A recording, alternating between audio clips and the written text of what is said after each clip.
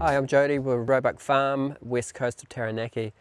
The days are getting longer, only just though. We're past the equinox, heading towards summer. And the mixed cover crops that we've put in have just exploded, as you can tell. They've all just got a lot taller and gone into flower. So we did a couple of YouTubes about how we've diversified this year and our reasoning for that. And I just wanted to talk a little bit about different ways that you can get crops established or developed based on the tools that you have and also the time. So back in the day, all we had was a rake and a domestic fork. So we would prepare the surface, broadcast the seeds on, and then chop them in with the rake. It works, pretty physical. We now have multiple seeders, 6-row seeder, single row Jang, 5-row Jang, and most of outdoors has been in mixed cover crops this winter, and it really wasn't a lot of work.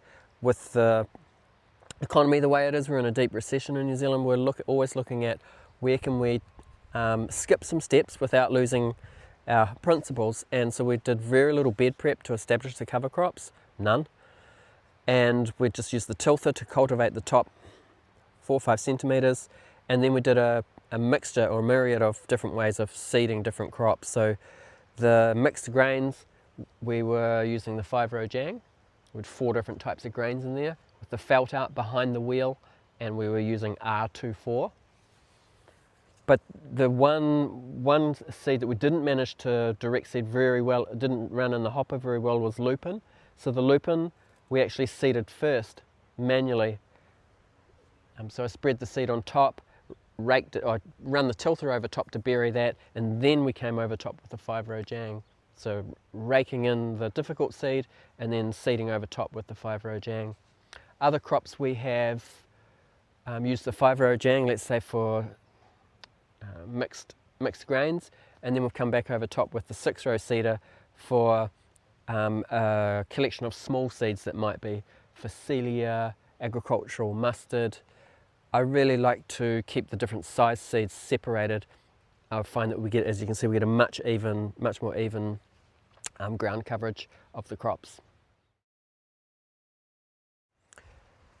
So if you really don't have any tools, you could use a push hoe, a wheel hoe, and scuff the surface and broadcast the seed on by hand and then rake it in. Now remember, everything we direct seed we like to water and then cover with 70% shade net. It protects the soil and holds the moisture in summer and stops the heavy rains in winter. And basically it makes a beautiful climate to get your germination going. And so you can do combinations of broadcasting, direct seeding with the Jang, single row, 5-row, even come back over top with the 6-row seeder with all the small seeds. Here we have more mixed grains, broad bean, direct seeded manually, and the other bean that we have in the field is a tick bean. Now the tick bean is a smaller seed. We're able to direct seed that in the Jang using AA12. It's like a broad bean, really productive and really easy to direct seed. It's the same we would do mixed grains in the 5-row Jang and then come back over top with changing out the rollers to AA12 or over top with single Jang with AA12. This is one we haven't grown before. This one's called rye corn. Slower to put on a significant biomass, but really fast to put out lots of tillers and ground cover earlier in the season. So it's still about to do its thing. These ones sown at the same time.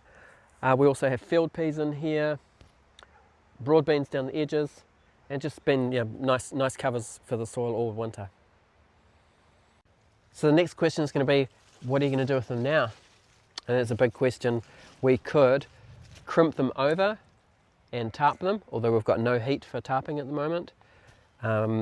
We could lay them over and transplant into them. The more they grow, the more mature they become, the more carbon we will have, the easier they will pull out. Also the trade-off with when do we need the ground for summer crops and how much labour do we have. The majority of our crops here will be left to maturity or grown more mature and then pulled and rotated through our compost. So the compost, it's early spring. The compost, we now have all our greenhouses composted ready for transplanting as summer crops. All the compost that has just gone into the greenhouses is made from our summer cover crops from last year, along with a few other inputs like garden waste, horse manure from the neighbours, organic silage and organic hay from a friend's dairy farm. So everything's local and spray free. And yeah, so that's the destination for all these cover crops. There's lots of things you could do with them. Some people could dig them in. That's a lot of work with the amount of crops we have.